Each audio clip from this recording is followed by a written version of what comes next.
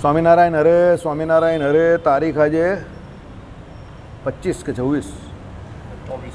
હા, તો આવી તારીખ આજે 24 સપ્ટેમ્બર. હવે 25 થઈ ગયા છે. 24 તારીખ આજે 24 સપ્ટેમ્બર 2025. દરરોજના અનુક્રમમાં આપણા વ્યાસસૂત્રનું શ્રી ભાષ્ય જે છે તે જોઈ રહ્યા છે. અથવા તો બ્રહ્મ જિજ્ઞાસા પહેલું સૂત્ર જે છે તે જોઈ રહ્યા છે. એમાં આપણે અનુભૂતિ પણ અનુભવનો વિષય બને છે, એટલે અનુભૂતિ જે છે તે અનુભવ્ય હોય જ છે, બને જ છે, એવું રામાનુજાચાર્ય કહે છે. એમાં આપણે ગઈકાલે જોયું કે ભાઈ બીજાને જે અનુભૂતિ થાય છે એ પારકાની અનુભૂતિ જે છે તે પણ આપણા માટે અનુભૂતિનો, એટલે અનુભૂતિ જે છે તે અનુભવ્ય એટલે અનુભવનો વિષય થાય જ છે. ભલે એ આપણા માટે એ સમય પર સ્વયં પ્રકાશ નથી હોતી, પણ એ અનુભવનો વિષય તો 100% થાય છે. કારણ કે ગુરુ શિષ્ય પરંપરાગત જે જ્ઞાન જે છે તે પરંપરા એવી રીતે જ ચાલે છે. કારણ કે ગુરુને જે જ્ઞાન હોય છે તે પરંપરાગત રીતે જે શિષ્યોને પણ આપે છે. એટલે ગુરુની જે અનુભૂતિ હોય તે અનુભૂતિ ભલે શિષ્યને ન થતી હોય, પણ એનો અનુભવ જે છે તે તો શિષ્યને 100% થાય. અને પછી શિષ્ય પણ એ માર્ગ પર આગળ વધે એટલે કોઈ દિવસ એને પણ અનુભૂતિ થશે. સમજો? એટલે ગુરુ શિષ્ય પરંપરાગત જ્ઞાનની જે આપણે ત્યાં પ્રણાલિકા ચાલી આવી છે તેનું એકદમ શ્રેષ્ઠ ઉદાહરણ છે કે ભાઈ પારકાને થયેલી અનુભૂતિ જે છે તે તમારા માટે અનુભવ્ય એટલે અનુભવનો વિષય બની શકે છે. આ શબ્દોથી પરિચિત રહેજો.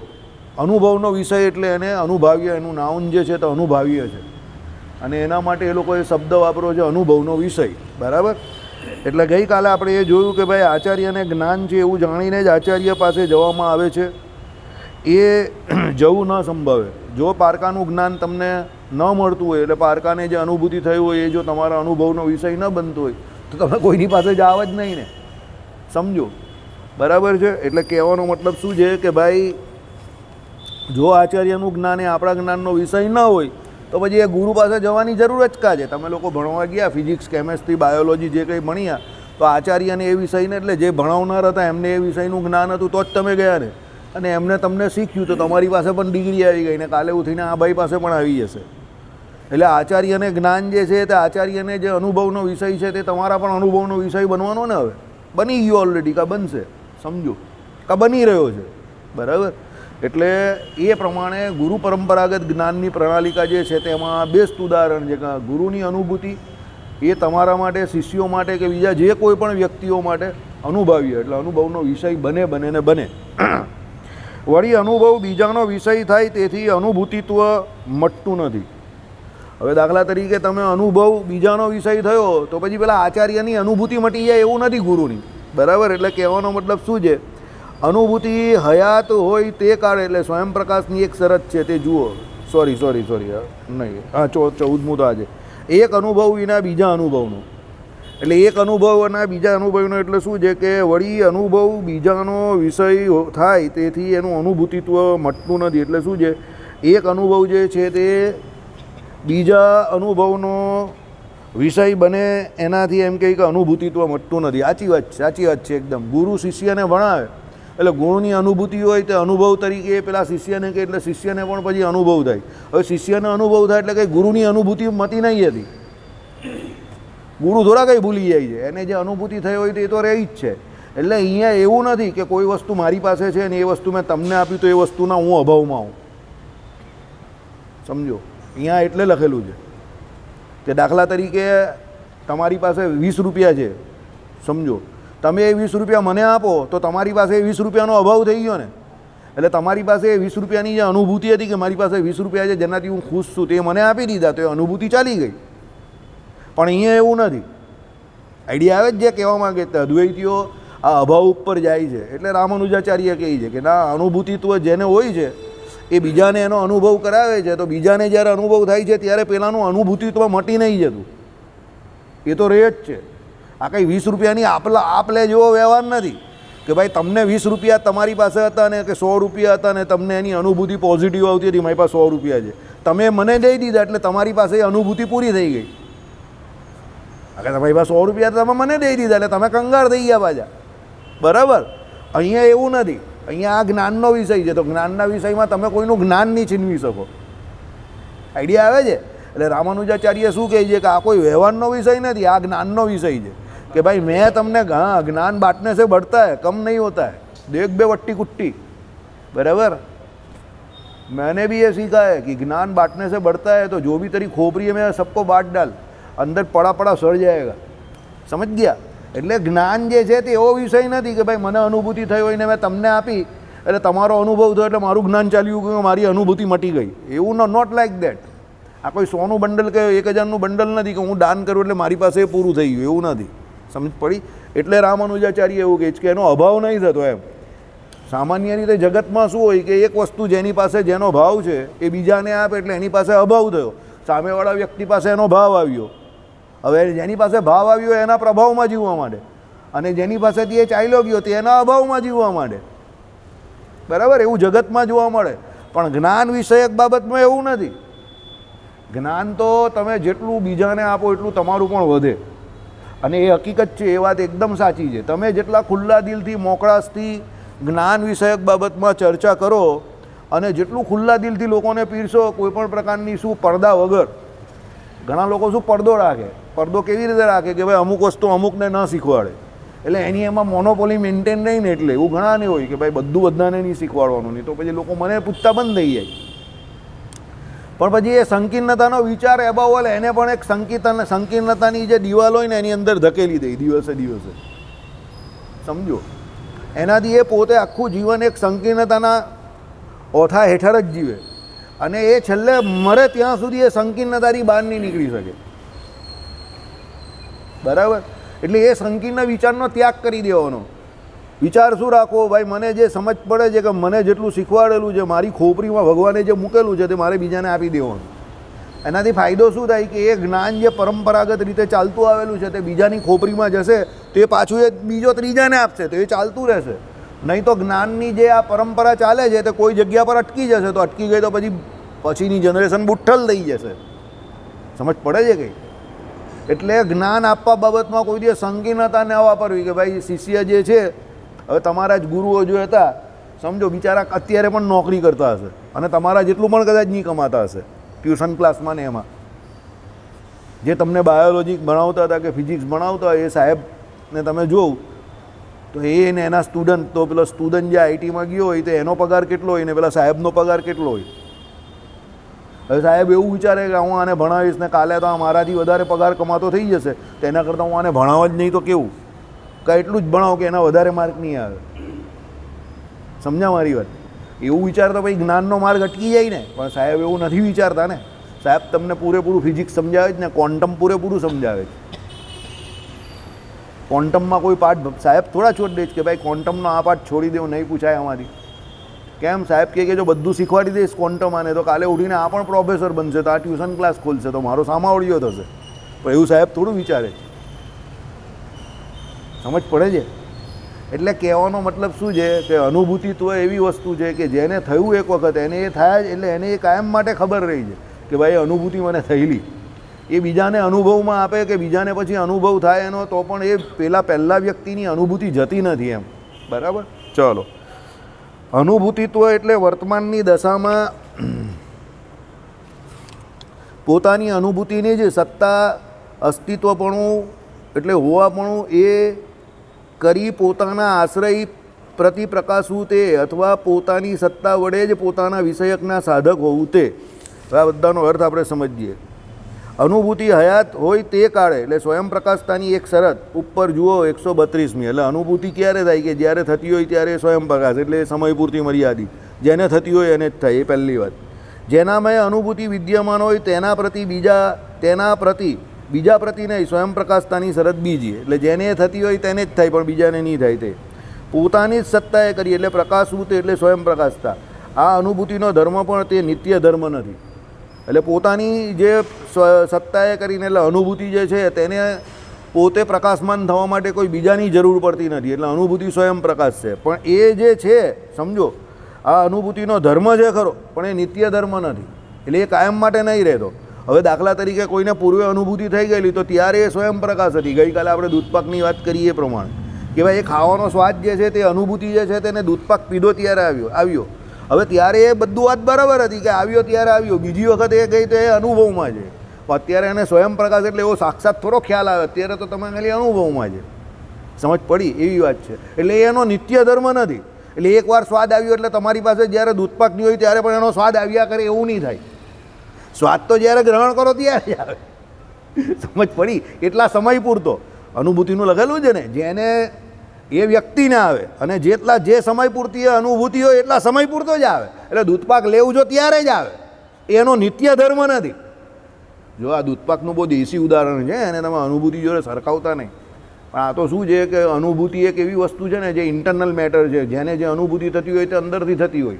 હવે એનું ઉદાહરણ શું આપવું? એટલે ભાઈ મારે તો આવા દેશી ઉદાહરણ જ આપવા પડે તમને, દૂધપાકના છે કે બીજા જે કોઈ તમારી જીવનમાં ઘટના ઘટતી હોય, આઈસ્ક્રીમ ખાવ ત્યારે કે ભાઈ કોઈ જ્યુસ પીતો હોય ત્યારે, બીજા પણ ઘણા ઉદાહરણ છે. હવે જે પીતો હોય ત્યારે એ જીભથી પીએ છે, પણ એને સુખની અનુભૂતિ અંદર જ થાય છે.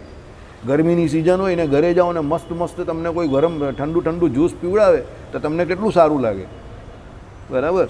મને જ યાદ છે, મારો એક મિત્ર 2004 કે 2005 મારા ઘરે આવેલો તો મારા ઘરે અંદર ફ્રીજની અંદર ફાલુડો હતો, તો મેં એને ફાલુડો પીવડાવ્યો. તો વિચારમાં પડી ગયો મને કે તું તારા બધા મહેમાનને વાસુદેવ ફાલુડો પીવડાવે છે એમ કે નવા ઘરમાં? મેં કહું ના ભાઈ ના.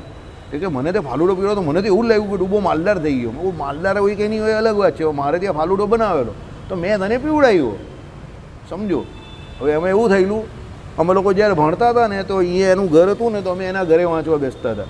તેના મા બાપે મને એટલી છૂટ આપેલી, મને રસોઈ પહેલેથી આવડે કે તને રાતે 10-11 વાગે પણ ભૂખ લાગે કે મારા છોકરાને લાગે તારે રસોડું ખોલીને કંઈ પણ બનાવી દેવાનું.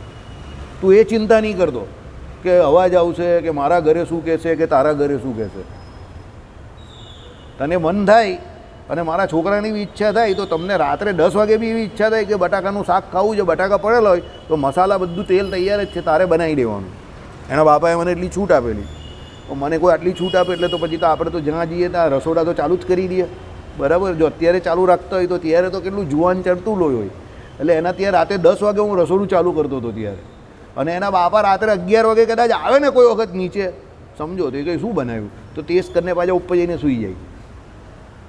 હવે એવો માણસ આપણા ઘરે આવેલો હોય તો ફાલુડો હોય તો આપણે પીવડાવીએ ને. જેના ઘરેથી આપણે ખાઈ પીને મોટા થયા હોય તો આપણામાં એટલી અનુભૂતિ તો હોય ને પછી ગાના ખવડાવવું પીવડાવવું જોઈએ, સમજો? એટલે એ પ્રમાણે વાત છે. હવે જ્યારે તમે એ વસ્તુ ગ્રહણ કરો છો ત્યારે એ સ્વયં પ્રકાશ છે, પણ પછી તો એનો અનુભવનો વિષય થાય ને. હવે અત્યારે એ ફાલુડાનો ટેસ્ટ તમને નહીં આવે, એ તો ફાલુડો લેવું તો આવે. પાછા એમ નહીં કહેતા વાસુદેવભાઈ અહીંયા ફાલુડો રાખો નહીં તો મજા આવશે. તમે યાર બધું મને જ રાખવાનું કહ્યું, બરાબર?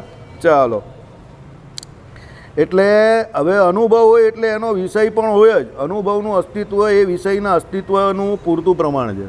અનુભવ એટલે એનો વિષય હોય, તમને જે વસ્તુનો અનુભવ, જેનો અનુભવ થાય છે તે વિષય જ હોય ને. દાખલા તરીકે તમને અત્યારે દૂધપાક પીવાની વાત કરી તો પીવાનો વિષય છે. પછી દાખલા તરીકે ફાલુડો પીવાની વાત કરી તો ફાલુડો પીવાનો વિષય છે. પછી દાખલા તરીકે કોઈ એવું કહી ના આવે કે પેલું એક બહુ જોરદાર એમ કે હું ચલચિત્ર જોઈને આવ્યો તો એ જોવાનો વિષય છે, સમજો? હવે જોયું ત્યારે એને જે અનુભૂતિ થઈ હશે તે અત્યારે એ કહી ત્યારે નહીં થતી, પણ એ એના અનુભવમાં છે. એટલે એ અનુભૂતિ જે છે તે અનુભવથી પેલા બીજાને કહેશે કે ભાઈ હું જે જોઈને આવ્યો એમાં મને આનંદ આવ્યો. સમજ પડી ગઈ? એટલે એ ચલચિત્ર જોવામાં એને જે આવ્યું હશે તે કહેશે, પણ એનો વિષય તો બનીએ ને. એ સમય પર એ ચલચિત્ર એને જોવાનો વિષય હતો, પેલું સ્વાદનો વિષય હતો. શું દૂધપાક કેવું કે જ્યુસ કેવું કે જે કેવું તે સ્વાદનો વિષય હતો. હવે જે તે ઇન્દ્રિય કરીને જે તે વિષય ગ્રહણ કરવાનો હોય તે વિષય તમે તે સમય પર ગ્રહણ કરો ને એની મજા માણો. પછી એ જ્યારે વિષય ભોગવાઈ જાય પછીના કાળમાં, એટલે જ્યારે પછી એના પછીના કાળમાં તમે જ્યારે એનો વિચાર કરો તો ત્યારે સ્વાદનો કે જોવાનો તમને આનંદ ના આવે, પણ એ અનુભવને યાદ કરીને તમે એમ કે ભાઈ કેટલા સારા દિવસ હતા. ઘણા લોકો અમારા જેવા કહે ને કે ભૂતકાળ બહુ સારો હતો, કે બા ઉપરથી બૂમ પાડતી હોય ને આપણે રખડિયા કરતા હોય. આપણે ખબર હોય કે બા બૂમ પાડે છે, આપણે જ ખાવાનું હોય, આપણા જ જમવા માટે બા બૂમ પાડતી હોય, આપણે એમાં પણ આપણું સારું હોય તો પણ આપણે બાને બૂમ પાડવા દઈએ ને આપણે રમ્યા જ કરીએ. જ્યાં સુધી આ વ્હાઇટ કલર આખો કાળો નહીં થઈ જાય ત્યાં સુધી રમ્યા કરીએ. સાચી વાત છે ને? વેકેશનમાં છોકરાઓને શોધવાના અઘરા પડી જાય, સમજો? અત્યારના નહીં, અત્યારના તો મોબાઈલ જ ટીકતા હોય, અત્યારના તો ઘરના ખૂણામાં જ આમ તેમ મળે. અમારા સમયની વાત, બરાબર? મારી બા બૂમ પાડીને થાકી જાય. અમને 3 ભાઈને શોધવાના અઘરા પડી જાય એમ, એટલી ખરાબ હાલત વેકેશનમાં, બરાબર?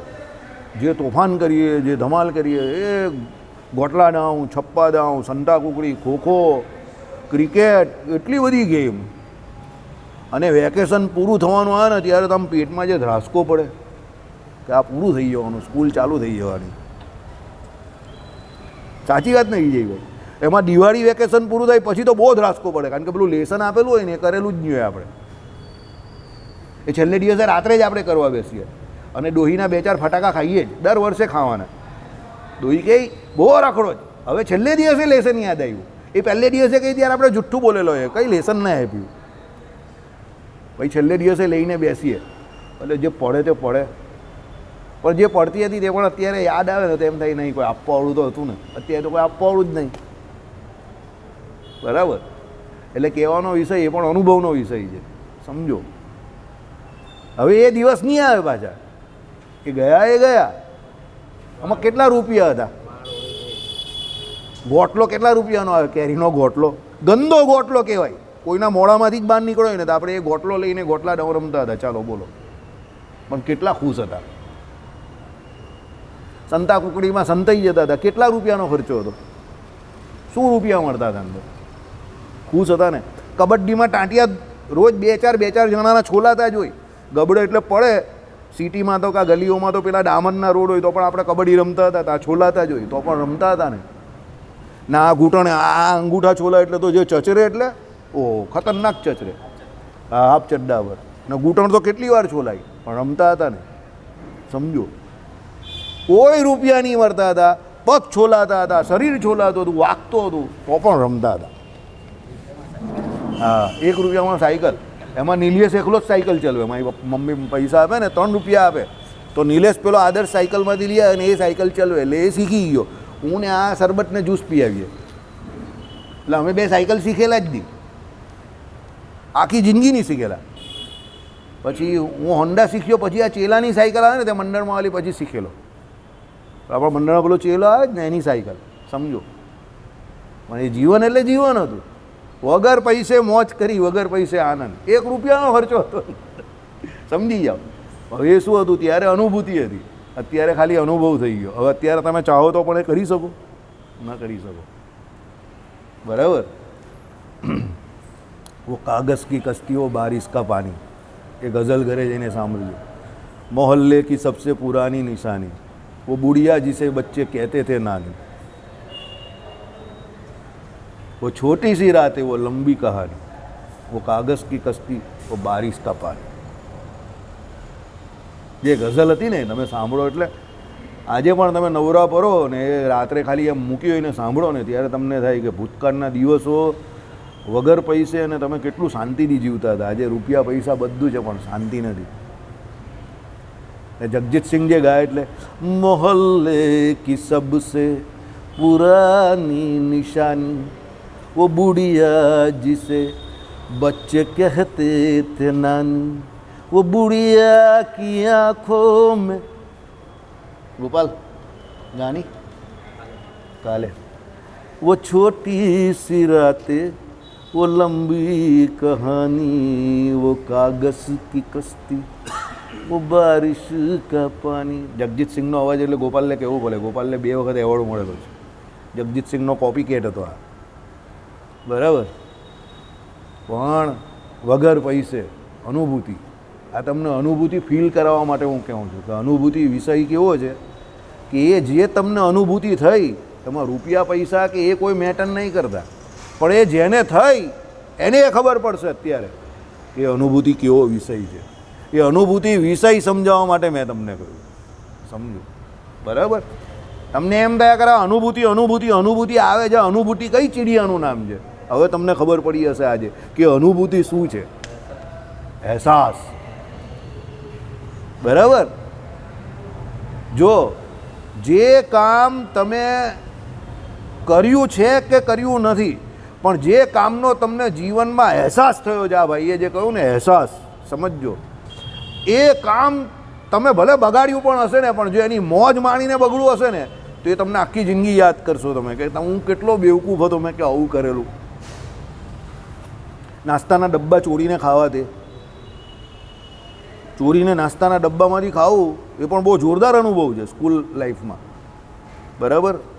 આગળના પેલો જે કોઈ લાવેલો હોય એના ડબ્બા પેલા એમાંથી કાઢી નાખવાનો અને પછી ખાઈ લેવાનું. અને પછી રિસેસ પડે તો પેલો કોઈ મારા ડબ્બામાંથી કોઈ ખાઈ ગયો એમ કંઈ જો નહીં, મારા ડબ્બામાં કંઈ છે જ નહીં ને આપણે કે હું વાત કરે, કોણ ખાઈ ગયો આમ તેમ ચાલ તું મારામાંથી ખાઈ લે. પછી એ ખાઈ પછી આપણે કોણ હું જ ખાઈ ગયેલો.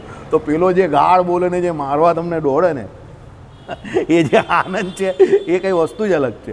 અમે લોકો ફરવા ગયેલા આપણા મંડળમાંથી જ, તો લાડુ ખાવાની ઈચ્છા થઈ, તો એક લાડુનું બોક્સ કાઢ્યું અને ખાધું. બધા બહુ ખુશ થઈ ગયા, લાડુ બહુ મજા આવી ગઈ, આમ છે તેમ છે. એક ભાઈ કહે લાડુ ખાવાની મજા આવી ગઈ આમ તેમ. મેં કહું ચાલી તારો લાડુ ખવડાવ. ના ના હું પછી ખવડાવ આમ તેમ. પછી એ ભાઈ એની બેગમાં જોવા ગયા, ઓ વાસુદેવ મારી બેગમાં લાડુ નથી. પછી મેં એને શાંતિથી કહ્યું તારા જ હતા, હવે મારે શું કરવાનું એમ કે. કારણ કે હજુ તો ટ્રેનમાં બેઠા અને પહેલાં 9 વાગે બેઠા ને 11 વાગે એના લાડુ ઉડાડી દીધા. હવે મારે શું કરવાનું? મેં કોઈ બીજા ખાઈ તે જોવાનું. આ ખોટું કહેવાય, આ બહુ ખોટું કહેવાય. મને પૂછ્યો વગર મારા બધા લાડુ તમે લોકો ઉડાડી ગયા. હવે તો એવું જ થાય ને, તો શું કરીએ? તમે માનશો નહીં, એના લાડુ જે પ્રેમથી ખવાઈ ગયા તે ખવાઈ ગયા. એ લાડુ ગોરખપુરના કૂતરા નહીં ખાતા હતા છેલ્લે, એટલી ખરાબ હાલત. એટલા લાડુ અમારી પાસે કે લાડુ ખાઈ ખાઈને લોકો થાકી ગયા. છેલ્લે ગોરખપુર યોગી આદિત્યનાથજીનું ત્યાં કૂતરાને લાડુ ખવડાવીએ તો કૂતરા બી કૂતરા નહીં ખાઈ લાડુ. ત્યારે મેં એને કહ્યું, મકું જો સુરતના સ્ટેશનથી નીકળેલા તું તારા લાડુ ખાઈ લા તો રડતો હતો, આજે તું હાલત જો કૂતરા લાડુ નહીં ખાતા. તારા લાડુ કેટલા લૂંટીને લોકોએ ખાધા. અનુભૂતિ ત્યારે એને થયું કે ના ના એ વાત સાચી અંગે ત્યારે મજા આવેલી ખાવાની. હવે મજા નહીં આવતી. કારણ કે પેલા 10 દિવસ તમે ફરો પછી પેલા લાડુ પણ મજા નહીં આવે. તમને એમ થાય કે આ સૂકા લાડુ કાં ખાવાના? આવે તો બેઠું રસોડું કંઈ મળે તો દાળ ભાત ખાવાની જ મજા આવે. પછી લાડુમાં મજા ના આવે. સમજો, લાડુ કે સૂકો નાસ્તો તમને કહો કે ટ્રેનમાં જાઓ કે બસમાં જાઓ તો થોડો સમય જ ભાવે. પછી તો એ અનુભૂતિ એની પૂરી થઈ ગઈ. પછી તમને ગમે ત્યાં જાઓ, ભાઈ તું જરા દાળ ભાત જેવું શાક રોટલી જે કહ્યું એ તો ખીચડી કરી પણ ચાલશે, પણ ગરમ ગરમ એ આપે તો ભગવાન મળી ગયા. બરાબર ને? એટલે આ અનુભૂતિ. હવે દાળ ભાત શાક રોટલી ઘરે કંઈ નથી. ઘરે તમે દાળ ભાત શાક રોટલી લાડુ વાળું કંઈ મીઠું છે કે નહીં તમે એમ કહેશો, પણ બહાર જાઓ તો એ જ લાડુથી તમે કંટાળી જશો. આઈડિયા આવે છે? આ અનુભૂતિનો વિષય. જો અનુભૂતિ બદલાઈ ગઈ ને બે જગ્યા પર. છે લાડુ જ પણ બંને જગ્યા પર કેટલી બદલાઈ ગઈ આ અનુભૂતિ. બરાબર? મને કોઈક પૂછતો હતું કે આમાં અનુભૂતિ આવે છે, પણ અનુભૂતિ શું છે કંઈ ખબર નહીં પડતી. એટલે આજે આ સમજાવવા માટે અનુભૂતિ ચલવું કે ભાઈ અનુભૂતિ આ ચીડિયાનું નામ છે. બરાબર? ચાલો. અનુભવ હોય એટલે વિષય જ હોય, એટલે અનુભવનું અસ્તિત્વ એ વિષયના અસ્તિત્વનું પૂરતું પ્રમાણ છે. એટલે વિષયનું અસ્તિત્વ છે જ ભાઈ. કારણ કે અનુભવ છે તો એ વિષયનું અસ્તિત્વ હોય તો જ એનો અનુભવ થાય ને. વિષયનું અસ્તિત્વ નહીં હોય તો અનુભવ કેવી રીતે થાય? અનુભવ કે અદ્ધર પદ્ધર થોડો હોય છે. બરાબર?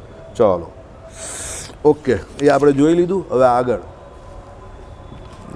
અથવા પોતે પોતાની સત્તા વડે જે પોતાના વિષયકના સાધક હોવું તે પોતાના વિષયકના સાધક એટલે એનું વિષય હોવું તે થઈ ગયું. ઓકે. એક અનુભવ બીજા અનુભવથી અનુભવ્ય હોવા છતાં આ બે ધર્મો સ્વ અનુભવ સિદ્ધ હોય ખસતા નથી. એટલે એ અનુભવનું અનુભૂતિત્વ જતું નથી.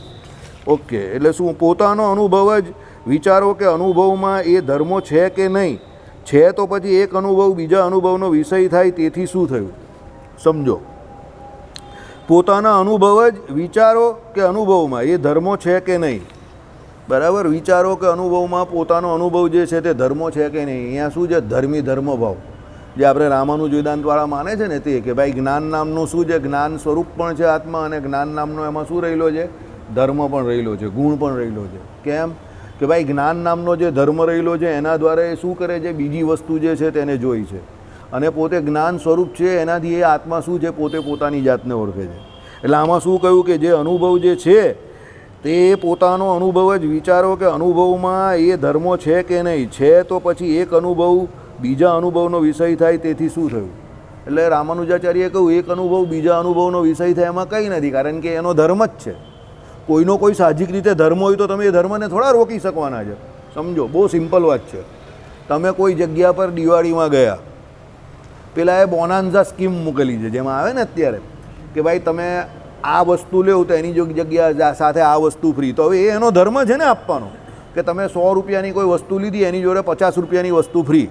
હવે એ 100 રૂપિયાની વસ્તુ જોડે 50 નહીં આપે તો તમે કહો ભાઈ આ કેમ આપે છે? પેલો કહે કે ભાઈ એ તો અત્યારે ફ્રી છે એટલે એનો ધર્મ છે, એટલે મારે તો આપવું જ પડે, કંપનીની સ્કીમ છે. હવે એ એનો ધર્મ થઈ ગયો તો પેલા જોડે પેલી જે વસ્તુ આવે છે તે એકચ્યુઅલી તમે ખરીદી નથી, એ સ્કીમમાં આવેલી છે. સમજો, પણ એ જે છે તે 100 રૂપિયાના ટુવાલ જોડે 50 રૂપિયાનો નેપકિન પેલાએ આપવાનો, તે નેપકિન આપવો તે ધર્મ થઈ ગયો, સમજો.